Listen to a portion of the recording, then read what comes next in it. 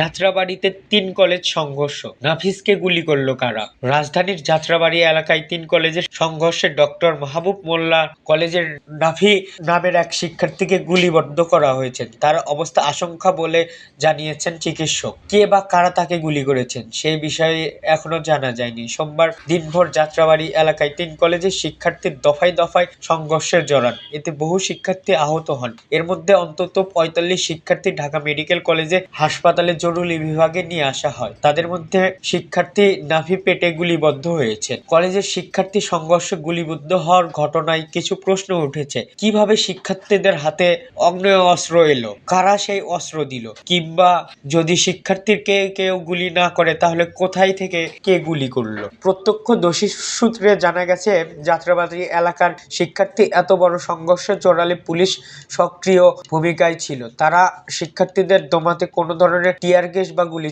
ছড়েনি। পুলিশের ধারণা, শিক্ষার্থী এই সংঘর্ষে ঢুকে বহিরাগত কোনো অপরাধী গুলি করতে পারে। গুলিবিদ্ধ শিক্ষার্থী নাফি মাহবুব রহমান মোল্লা কলেজের একাদশ শ্রেণীর ছাত্র।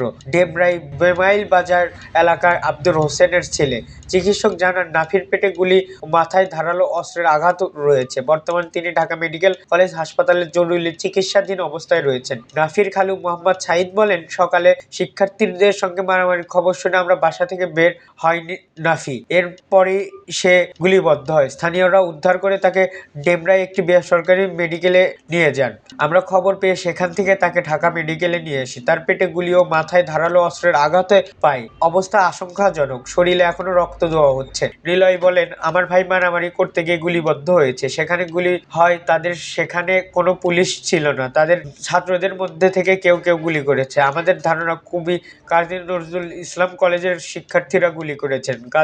কারণ তাদের হাতে দেশীয় অস্ত্র ছিল।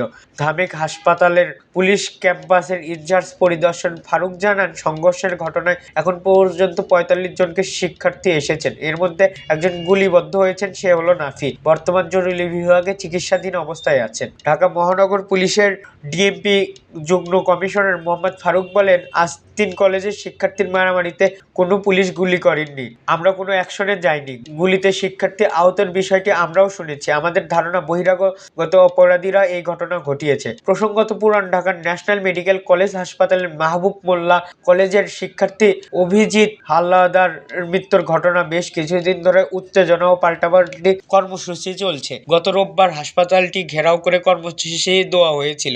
সেই কর্মসূচিতে অংশ নেওয়া মোল্লা কলেজে ঢাকার প্রায় ৩০টি কলেজের শিক্ষার্থীরা। এই পর্যায়ে শিক্ষার্থীর হামলা ভাঙচুরে জড়িয়ে পড়েন। তারপর ন্যাশনাল হাসপাতালের পাশে সোহরাওয়ার্দী হাসপাতালে ব্যাপক ভাঙচুর হয়। এতক্ষণ আমাদের সাথে থাকার জন্য ধন্যবাদ। পরবর্তী আপডেট পেতে আমাদের চ্যানেলটি সাবস্ক্রাইব করে পাশে থাকা বেল আইকনটি বাজিয়ে রাখুন।